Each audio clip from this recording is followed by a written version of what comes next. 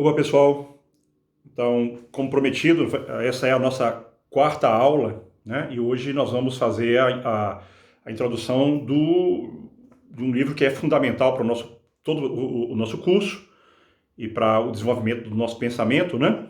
Que é o Projeto para uma Psicologia Científica, de Freud, que é um texto de 1895, e que ele exige uma certa contextualização histórica para nós entendermos qual a importância e também quais os limites dele, né? Então, nós vimos na aula anterior, nós falamos sobre a concepção das afasias, que é um texto de 1891.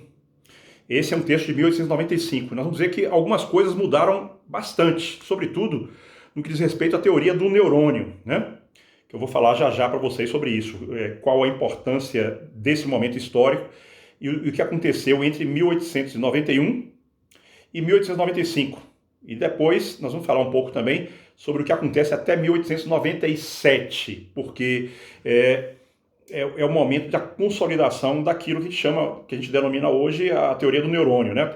Que era uma teoria e que se transformou hoje num fato, o entendimento de como o neurônio funciona e que o neurônio é a unidade, digamos assim, funcional do sistema nervoso, ok?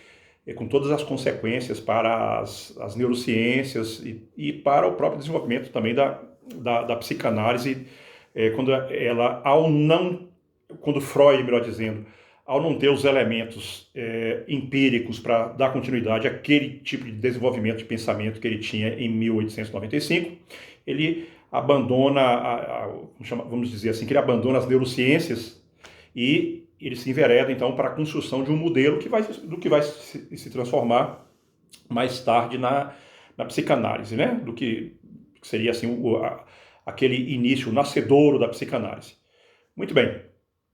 Por que é importante contextualizar historicamente aquele momento, né?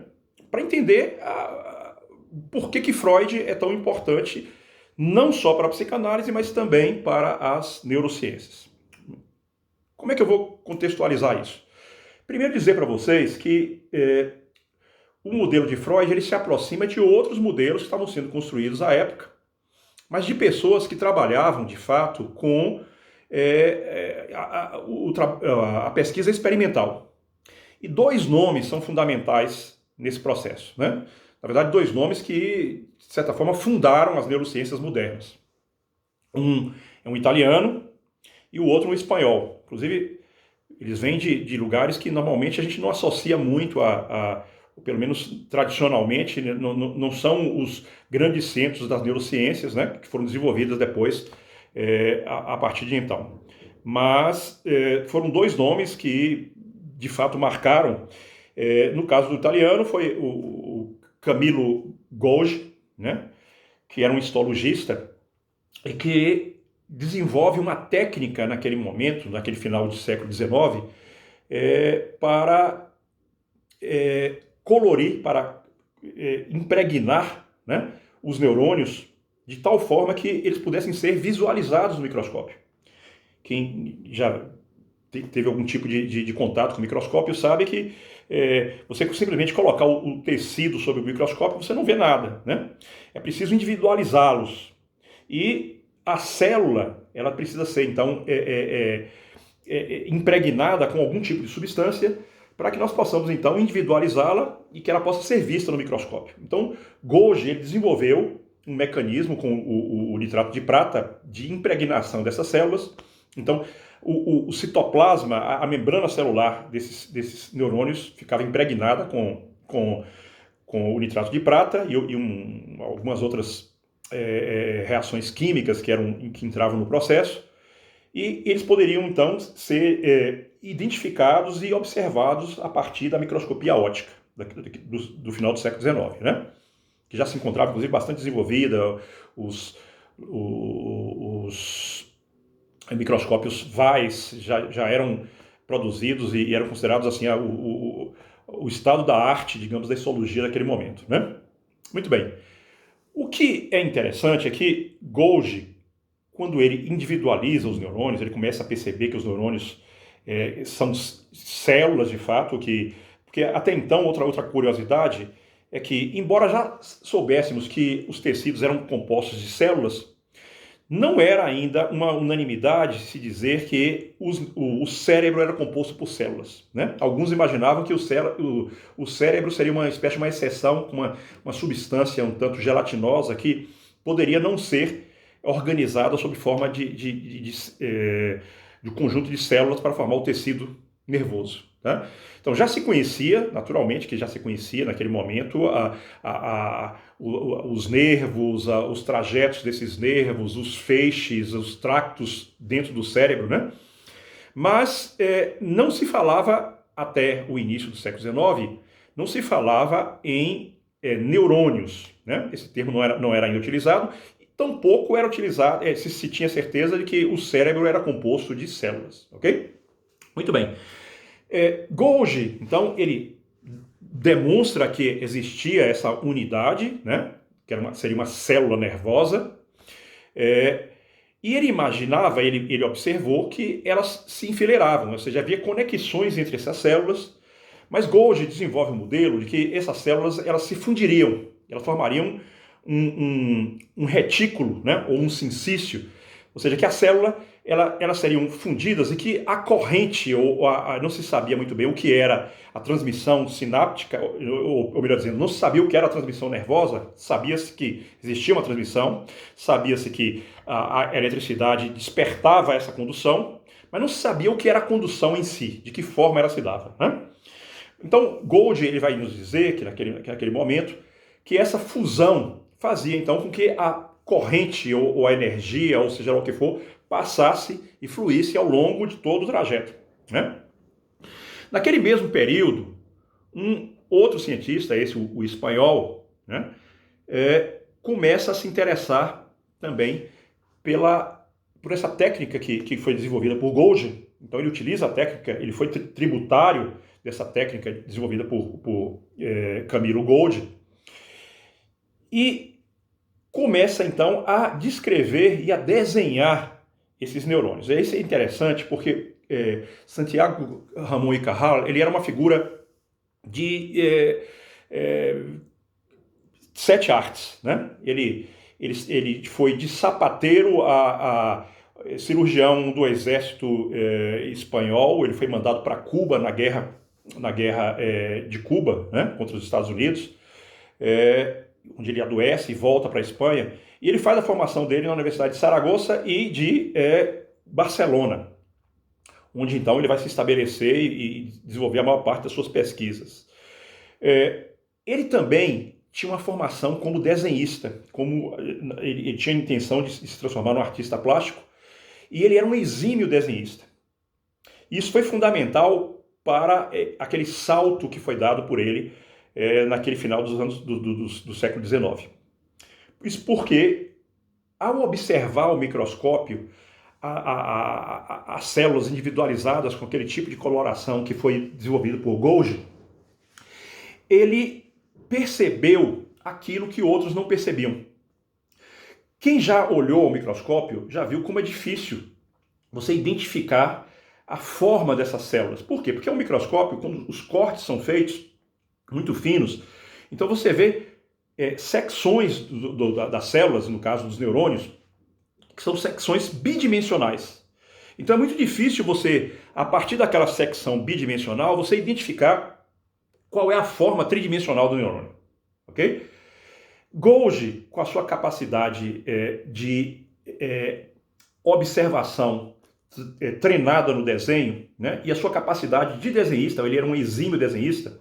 Vocês vão ver, eu vou mandar para vocês algumas das pranchas com os desenhos que foram feitos por Golgi. Ele conseguiu, então, vendo corte a corte, ele conseguiu intuir a estrutura tridimensional desses neurônios, né, a forma dos neurônios. E os desenhos deles são bastante atuais, porque eles são a representação clara de como são os neurônios, né? E dos diversos neurônios nas diversas camadas corticais.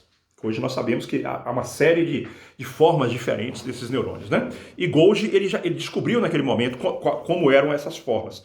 E ele faz então esses desenhos.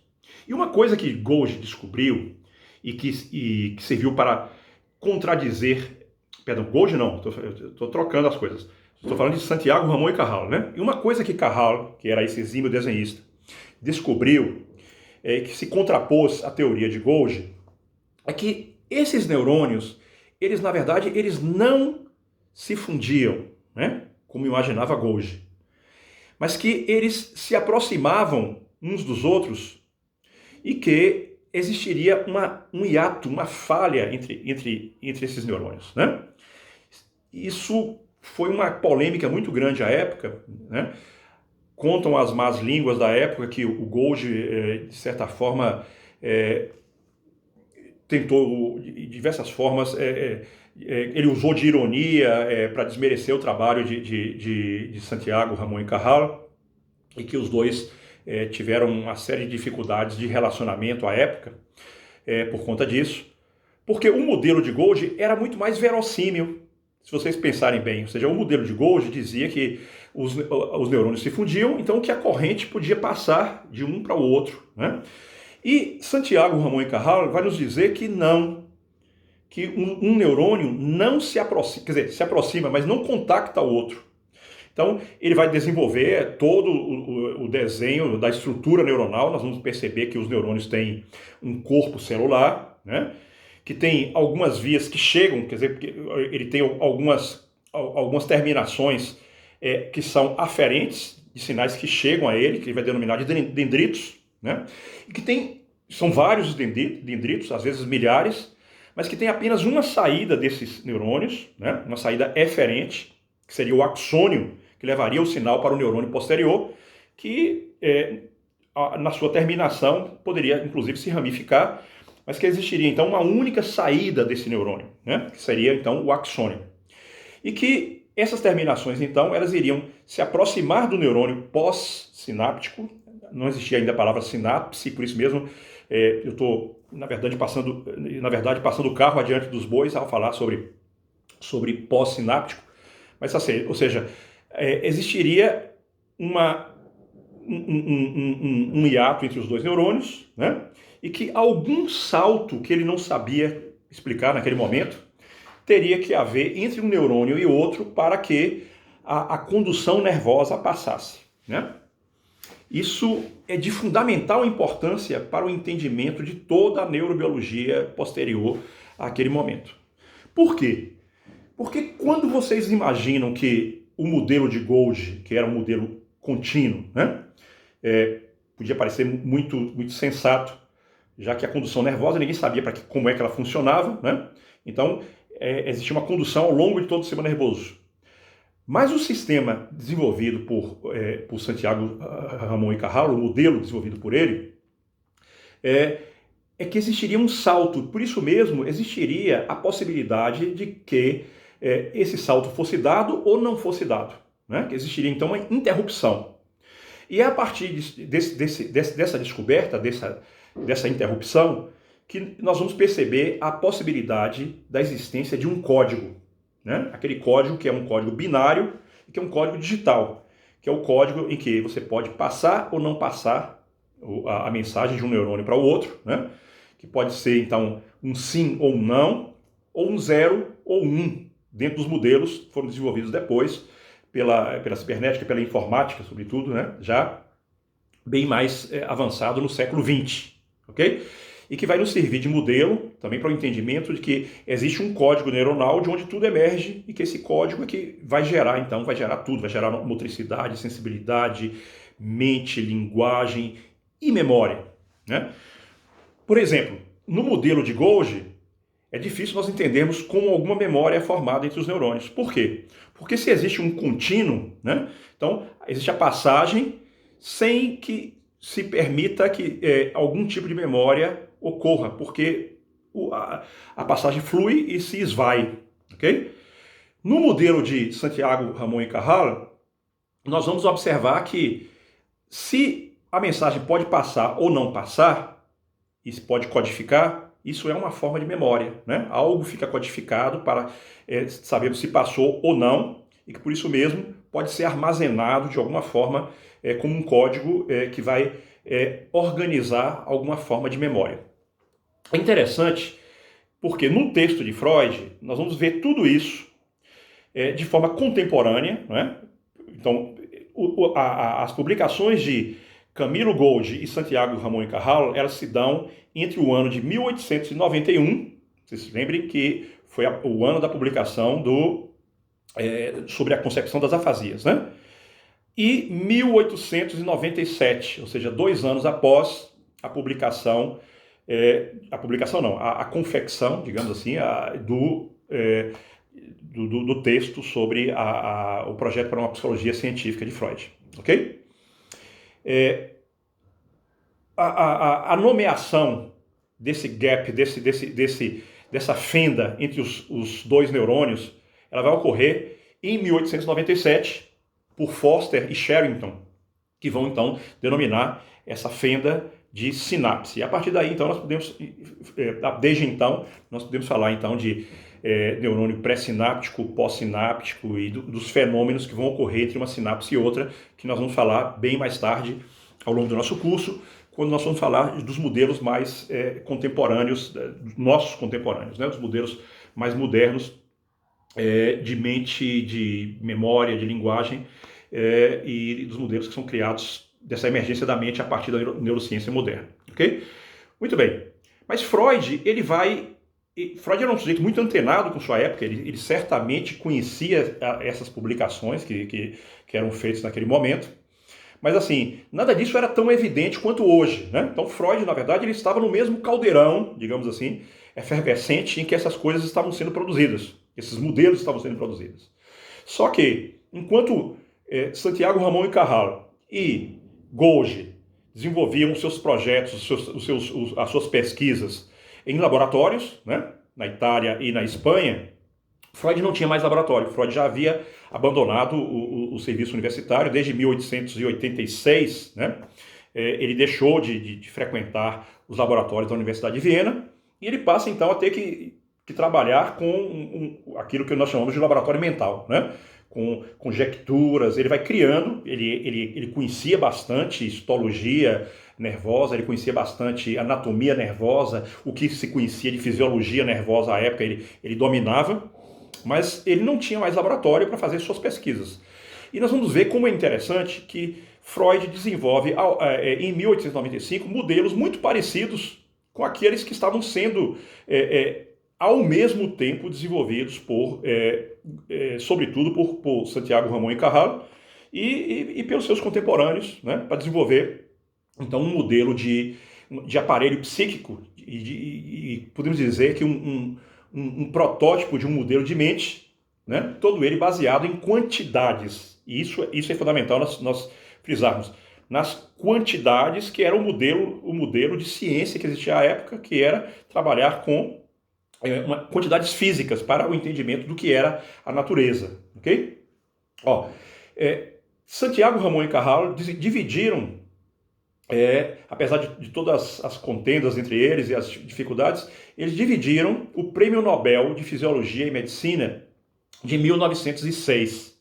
Então, o trabalho deles foi bastante reconhecido à época, né? Então, em 1906, eles recebem juntos, dizem que houve, inclusive, conflito na própria cerimônia, no jantar da entrega do Prêmio Nobel, em que o Golgi teria feito algumas provocações ao Santiago durante esse jantar. Mas isso isso faz parte da história e não é o que é fundamental para a nossa história aqui, que é a história mais freudiana nesse momento, né? Mas assim, que semelhança existiria então entre o trabalho desses dois neurocientistas, os primeiros talvez neurocientistas no sentido moderno, e o trabalho de Freud? E é isso que nós vamos ver. Freud, na verdade, eu vou tomar a liberdade de ler para vocês o primeiro parágrafo desse texto. Lembrando que esse texto está publicado nas obras completas, né, na edição Standard em português, da Imago, no primeiro livro que você tem vários textos que são considerados textos pré-psicanalíticos ou, como nós falamos na última aula, proto-psicanalíticos, né? Que, de certa forma, esse talvez seja o que mais destoa dos demais, que são muito relacionados aos aspectos de uma psicologia dinâmica que vai se tornar psicanálise, né? Mas ele é uma espécie de corpo estranho porque é o texto que fala sobre um modelo que é neurobiológico, que é neurológico, digamos assim, dentro daquilo que foi produzido, que foi publicado por James Strachey nas obras completas de Freud, a partir dos anos 50 na Inglaterra. Okay? Muito bem. Como é que Freud abre esse texto? Ele, na introdução, ele nos diz o seguinte: a intenção é prover uma psicologia que seja ciência natural, isto é, representar os processos psíquicos como estados quantitativamente determinados de partículas materiais especificáveis, tornando assim esses processos claros e livres de contradição. Ok? Então, vocês percebem que isso é uma petição de princípios, ou seja, é interessante porque ao mesmo tempo em que Freud publicava com Breuer estudos sobre a histeria, no mesmo ano, ele tenta desenvolver um modelo que é todo ele baseado naqueles princípios de Helmholtz, que dizia que nós poderíamos chegar um dia a entender, nós que deveríamos chegar um dia a entender todo o processo psíquico a partir de bases da física, né? Então, de bases também quantitativas. E Freud, então, ele abre esse projeto já mostrando as suas armas, né? Que ele vai fazer um projeto que é todo ele quantitativo e com elementos identificáveis que ele está se referindo aos neurônios. Nós vamos falar daqui a pouco sobre isso, sobre os tipos de neurônios com que Freud trabalha nesse modelo, né? Esse texto ele é interessante porque ele não era para ser publicado, ou melhor dizendo, claro que no momento que Freud o escrevia, ele tinha a intenção de publicá-lo, né?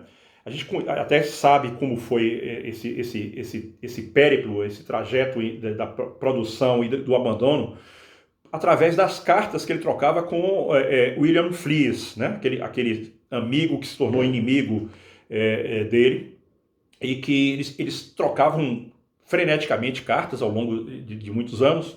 E acompanhando essas cartas, as cartas que Freud encaminhava para Fliess, nós percebemos, nós conseguimos entender todas as variações de humor, inclusive, que Freud tinha ao escrever esse texto, né?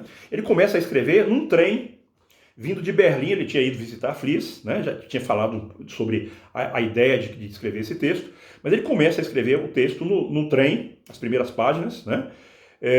De Berlim para Viena, e ao longo de algumas poucas semanas, ao longo do final, na verdade, do ano de 1895, ele escreve esse texto e em alguns momentos ele está muito animado, ele acha que aquilo vai ser a obra da vida dele, muito importante. E em outros momentos ele fica francamente decepcionado e deprimido, achando que aquilo não vai dar em nada, porque são conjecturas que ele não tem como sustentar do ponto de vista empírico, né? E, finalmente, ao final de 1895, ele guarda esse texto numa gaveta e diz que ele vai pegar somente em 1896, coisa que ele nunca fez. Freud abandona completamente esse projeto, ninguém sabe quais foram os motivos posteriores, né? Porque ele deixa de citar esse projeto, e esse projeto desaparece, ninguém nem sabia que ele existia, e ele é recuperado porque ele mandou uma cópia desse projeto para Fliess, né? Ele mandava os manuscritos e discutia esses manuscritos com Fliess. Então, esses manuscritos ficaram com Fliess. Após a morte de Fliess, a viúva de Fliess vende esses manuscritos para um livreiro, e esse livreiro, então, entra em contato com Marie Bonaparte. Marie Bonaparte era uma benfeitora de Freud, era uma apaixonada pela psicanálise, né? Uma princesa da Grécia, mas era francesa, casada com um príncipe grego e arquimilionária, que ajudou Freud em vários aspectos, e dentre eles a própria fuga de Freud de Viena para o exílio na Inglaterra, né? Ela salva Freud, na verdade, da mão dos nazistas, da Gestapo, e ela começa então a procurar esses textos de Freud, e o livreiro entra em contato com ela, e ela compra esse texto, né? ela revela, pouco antes de Freud morrer, ela revela a Freud a existência desse original, e Freud pede a ela que esse texto seja destruído. Freud não considerava isso um texto relevante, ele queria que ele fosse destruído, mas ela, felizmente, e como um acordo com Anna Freud, a filha de Freud, ela não o destrói, né? E esse texto só vai ser publicado depois da morte de Freud. Na verdade, vai ser publicado somente em 1950, ou seja, 55 anos depois da sua produção. E, finalmente, isso primeiro em alemão, e em 1954, já na tradução de James Stretch para as obras completas de Freud, né? Então, tem toda uma história.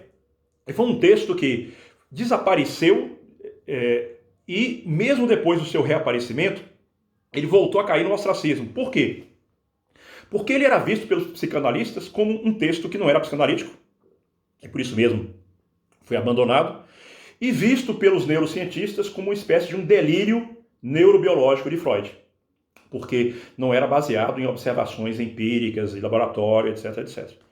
Então, todo o modelo neurocientífico do cérebro, do funcionamento do cérebro, do funcionamento de memória, do funcionamento de linguagem, ele se distanciou, na verdade, ele se desenvolveu distante, não é que ele se distanciou, se desenvolveu de forma muito diferente do que Freud imaginava nesse texto, e somente a partir do desenvolvimento mais recente das neurociências é que nós começamos a perceber que ela começou a se aproximar de uma forma bastante surpreendente do modelo freudiano de 1895. Né? Então, nós passamos a resgatar esse texto muito recentemente.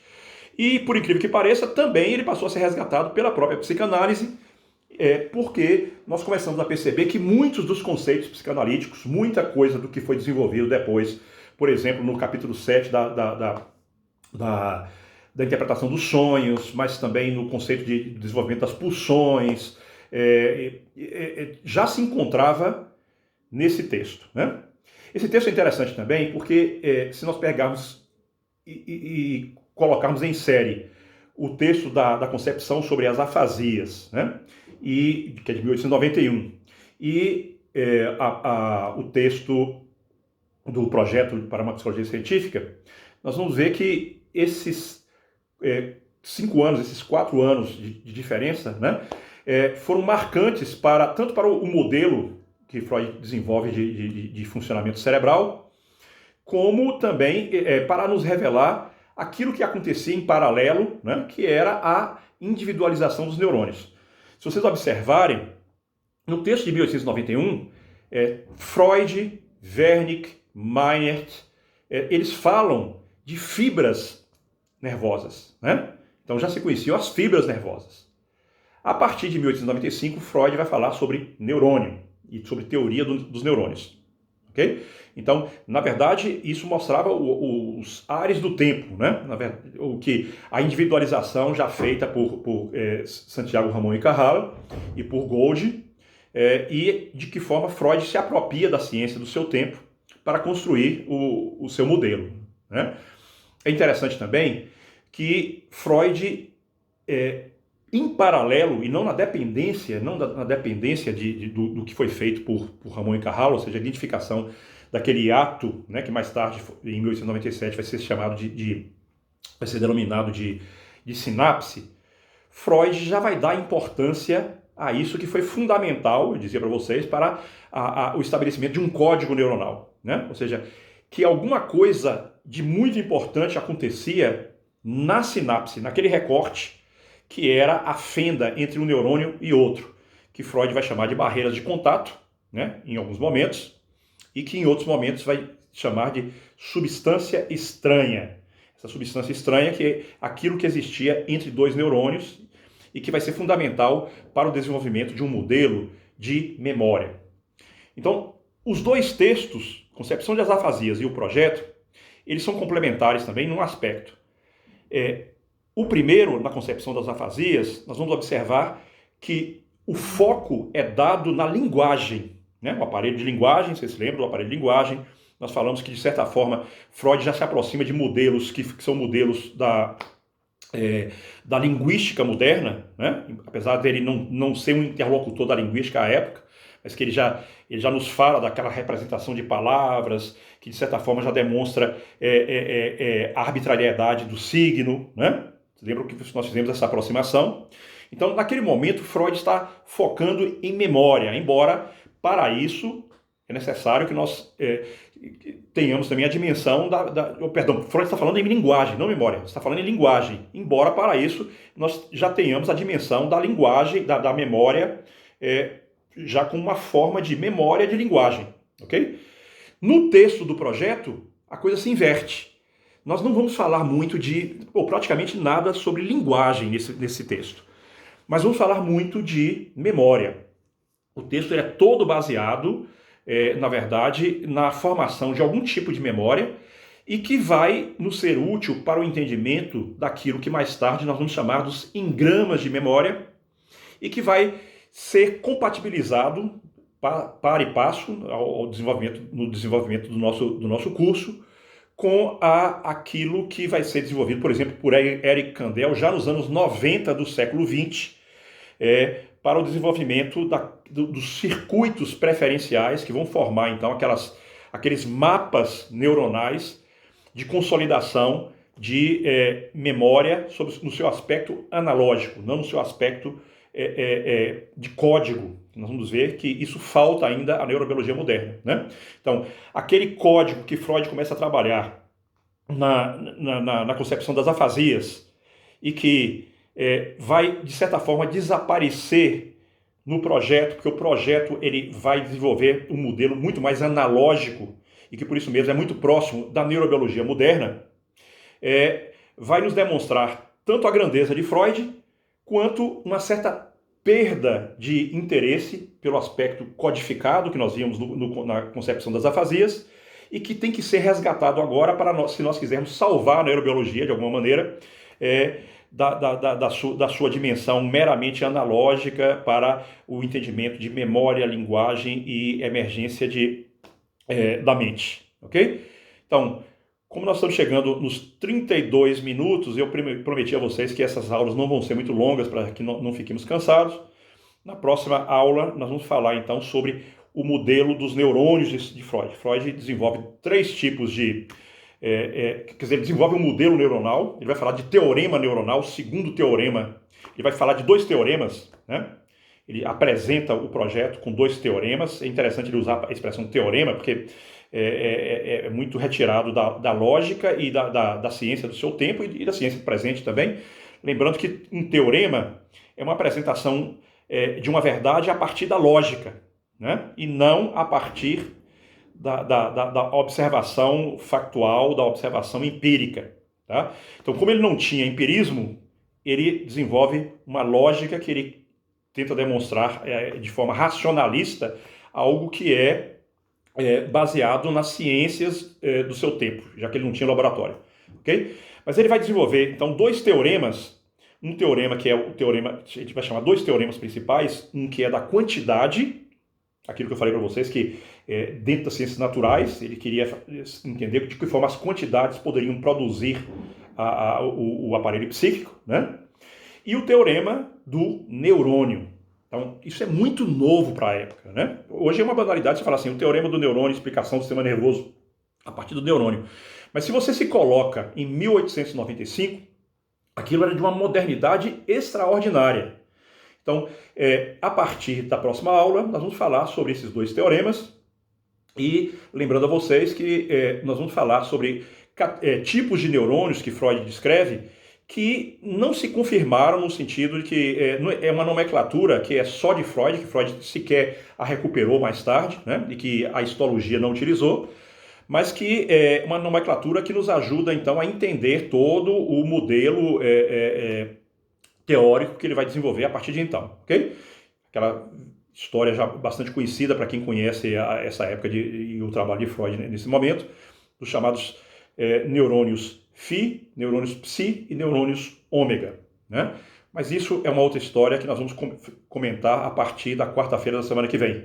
E talvez já fazendo uma introdução, já que nós fazemos sempre essa conexão entre uma aula e outra, a partir da nossa discussão do sábado, ok? Então eu espero vocês no sábado e até lá. Mas eu vou mandar para o nosso link do curso no WhatsApp algumas imagens de Santiago Ramón y Cajal, para vocês verem que trabalho belíssimo que ele fez naquela época, né?